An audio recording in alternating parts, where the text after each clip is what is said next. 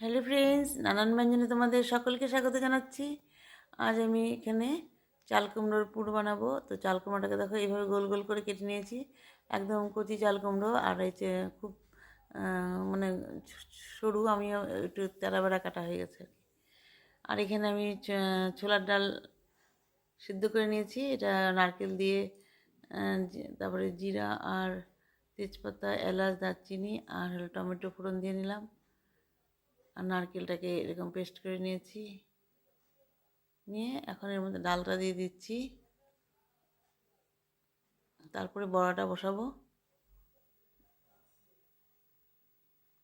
আর এখানে দেখো, বড়ার জন্য এখানে আমি একটু নারকেল কুড়ানো আর শস্য দিয়ে একটু পেস্ট করে নিচ্ছি, আর দুটো তিনটা কাঁচা লঙ্কা। আর এখানে দেখো বেসন আর চালের গুঁড়ো আর সুজি আর কালো জিরা আর একটু তেল দিয়ে এখন এটাকে ভালো করে ময়াম দিয়ে নেব। একটু চিনিও দিয়ে দেবো, দিয়ে একটু ময়াম দেব, লবণ দিয়ে দিলাম, এখন একটু হলুদ দিয়ে দেবো, দিয়ে এখন এটাকে ভালো করে গুলিয়ে নেব। গুলিয়ে নিয়েছি, এখন এর মধ্যে সামান্য একটু চিনি দিয়ে দিলাম এই চাল কুমড়ো বড়াটার জন্য। আর এখন দেখো কড়াইতে একটু তেল দিয়ে এখন আমি এখানে একটু পেঁয়াজ দিয়ে দিলাম, আর আর এদিকে শস্য আর নারকেল কুড়োটা দিয়ে দিলাম, আর লবণ হলুদ দিয়ে এখন এটাকে একটু ভেজে নিচ্ছি।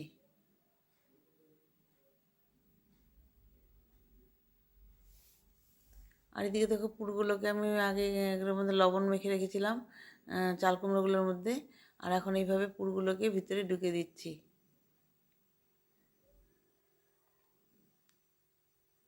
এইভাবে দেখো পুরটাকে এইভাবে ভিতরে ঢুকিয়ে ঢুকিয়ে দিচ্ছি।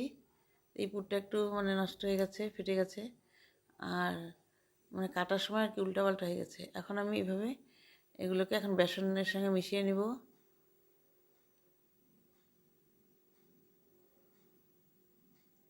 হাতে বেসন নিয়ে দিলে না অনেকবার দিতে হয়, হাত ধুতে হয়, এই জন্য আমি চামচ দিয়ে দিয়ে লাগিয়ে দিচ্ছি। দিয়ে এখন আমি কড়াইতে দিয়ে দিচ্ছি। তো এইভাবে সব পুরগুলোই দিয়ে দেবো, আর দেখাচ্ছি না দেওয়াটা। তো এইভাবে দেখো বাকি পুরগুলো দিয়ে দিয়েছি, দিয়ে এখন আমি এটাকে একটু তেলগুলোকে উপর দিয়ে দিয়ে দিচ্ছি।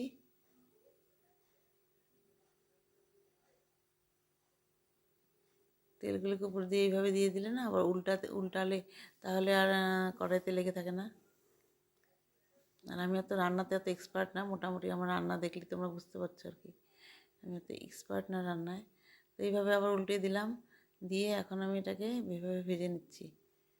তো এইভাবে তোমরা ভেজে খাবে, দেখবে খেতে খুব টেস্ট হয়। বাদামও দিতে পারো, বা তোমরা এখানে তিলও দিতে পারো, সব মিশিয়ে দিলে বা আরও টেস্ট হয়।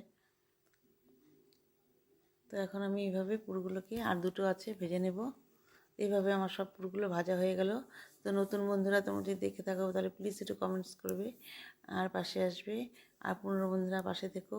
আর তোমরা সবাই ভালো থেকো, সুস্থ থেকো, আর আমার পাশে থেকো। নমস্কার।